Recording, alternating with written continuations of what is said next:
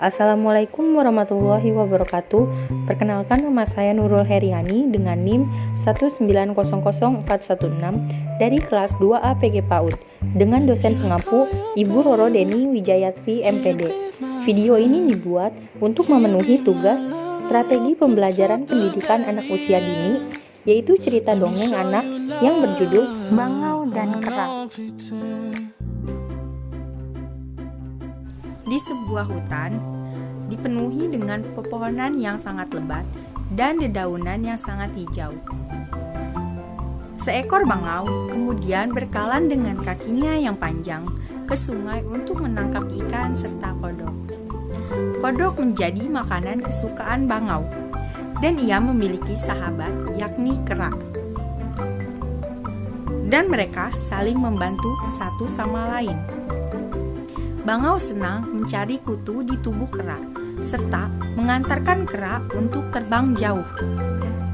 Sayang bangau sangat lebar, kaki panjang dan leher panjang, sehingga mempermudah untuk bepergian jauh. Karena itulah, sang kera sangat senang pada bangau. Namun, sayang kera tidak pernah membalas budi perbuatan bangau tersebut. Kera memiliki sifat yang licik dan egois. Ketika sedang berjalan berdua untuk mencari makanan, bangau tersadar jika kera sangat licik dan penipu. Kera bertanya pada bangau, apakah ia ingin makan kodok? Bangau yang sedang mengambil pir dan paruhnya menoleh kemudian mengangguk. Kera lalu mengatakan jika bangau mencari kodok dan ia akan mengambil buah-buahan. Kera lalu dengan cepat memanjat dan mengambil buah dengan cepat dan diletakkan di bawah pohon rambutan. Pohon rambutan tersebut adalah tempat mereka berdua berjanji untuk bertemu. Kera lalu tertawa di dalam hati karena berhasil menipu bangau. Sementara itu, bangau banyak memperoleh ikan dan kodok, namun terkejut karena buah-buahan yang habis. Sementara itu, kera juga mengambil satu ekor ikan, kemudian dibakar di atas batu yang panas. Bangau lalu bertanya pada kera tentang buah-buahan yang hilang tersebut. Bangau juga belum menyadari jika dirinya sudah ditipu oleh kera, sebab kera yang sudah mengambil jatahnya. Kera berkata jika hari itu ia sedang sakit, sehingga buah-buahan yang ia makan karena bangau pergi terlalu lama. Bangau pun percaya dan kembali tertipu oleh kera.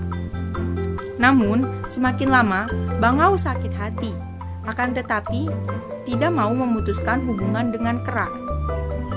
Kera menyimpan makanan yang sangat banyak, sedangkan bangau hanya mendapatkan sisanya saja.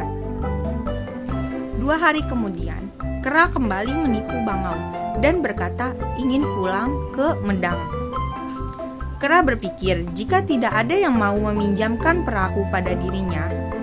Di sisi lain, warga Bangau juga sedang sulit mencari makanan sebab sungai sedang kering. Kera kemudian mengetuk pintu rumah Bangau yang tinggal sendirian. Bangau kemudian terbangun dan menyambut kera, lalu bertanya bertubi-tubi apakah kera tidak sabar ingin bermain dengan dirinya. Kera kemudian meminta bangau untuk mengantarnya. Kera juga berkata jika di sana ada banyak kodok dan dirinya akan mengambil buah sawo, ujar kera yang berusaha menipu bangau. Bangau lalu setuju dan berkata supaya kera naik ke punggungnya. Bangau kemudian mengepakkan sayap ke Pulau Medang. Sepanjang perjalanan, kera selalu berceloteh sehingga bangau tidak bisa berkonsentrasi dan Pulau Medang juga sangat jauh. Bangau sangat kelelahan dan energinya tinggal sedikit dan akhirnya sampai ke tempat tujuan. Bangau langsung berbaring di pasir karena kelelahan, sedangkan kera asyik makan sawo yang sangat banyak. Kera kemudian tidur dan perutnya membiru sebagai tanda kekenyangan. Bangau kemudian pergi mencari kodok, namun tidak menemukannya sampai kera terbangun dari tidurnya. Kera kemudian bertanya pada bangau apakah ia sudah kenyang, sebab dirinya sudah kenyang karena makan sawo. Bangau lalu berkata, jika kodok yang dijanjikan kera tidak ada di situ, dan ia akan kembali ke kampung halamannya. Bangau berkata, jika dengan sawo berlimpah, maka kera bisa hidup sampai 7 turunan. Untuk itulah bangau berniat untuk pulang dan menceritakan warga kera tentang hutan sawo tersebut. Karena sadar jika dirinya sudah tertipu, mendadak kera menjadi gugup dan berkata jika ia tidak mungkin tinggal sendirian di situ. Namun bangau berkata jika dirinya tidak bisa hidup tanpa kodok. Bangau merasa sakit hati dan membalas tipuan yang sudah dilakukan kera. Kera kemudian meminta terbang kembali ke kampung halaman bersama dengan bangau. Bangau berkata, jika sayapnya belum pulih untuk terbang dengan beban tubuh kera yang sangat berat. Kera kemudian mengusulkan untuk menunggu hingga kekuatan bangau bisa pulih kembali. Bangau berkata, jika ia tidak bisa menunggu karena harus makan. Sedangkan kera punya sawo yang berlimpah. Bangau kemudian menyarankan kera agar membuat perahunya sendiri. Kera lalu tertunduk malu karena teringat dengan semua kebohongannya sendiri. Selain itu, sebenarnya kera tidak terlalu pandai dalam membuat perahu. Namun karena malu, kera berkata pada bangau agar bisa membantunya mencari tanah liat dan ia yang akan menempelkannya. Sesudah perahu jadi, mereka mendorongnya ke tengah laut dan berangkat. Kera naik ke perahu dengan perasaan yang amat takut. Perahu juga sesekali terjang oleh ombak sehingga membuat wajah kera terlihat pucat.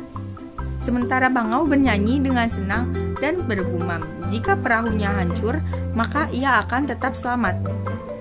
Ini disebabkan karena bangau masih bisa terbang ketika perahu hancur terkena ombak. Selain itu, kemungkinan besar perahu juga memang akan hancur sebab hanya terbuat dari tanah liat buatan kera. Mereka berdua kemudian sudah berlayar jauh sampai ke tengah laut. Pulau kampung halaman mereka juga sudah terlihat di kejauhan. Namun secara tiba-tiba ada badai yang bertiup sangat kencang dan hujan turun dengan lebat. Ombak menggulung perahu tersebut dan akhirnya pecah berantakan. Bangau bergegas untuk terbang, sementara kera bersusah payah untuk berenang karena tubuh kera yang kecil. Maka ia tidak bisa melawan arus deras dan gelombang lautan yang besar. Sampai akhirnya kera pun mati ditelan ombak di lautan. Laut kemudian terlihat kembali tenang dan bangau dengan tenangnya terbang ke kampung halamannya. Dalam cerita dongeng kera sang penipu ini mengandung pesan moral yang sangat bagus untuk anak-anak kera yang menipu ini menjadi contoh tidak baik yang tidak boleh ditiru oleh anak-anak. Cerita ini mengajarkan anak agar tidak memanfaatkan teman hanya untuk kepentingan sendiri. Ditambah lagi, anak akan diajarkan supaya menjauhi sifat licik sebab bisa merusak persahabatan. Sekian dari saya, kurang lebihnya mohon maaf. Wabillahi taufiq wal hidayah. Wassalamualaikum warahmatullahi wabarakatuh.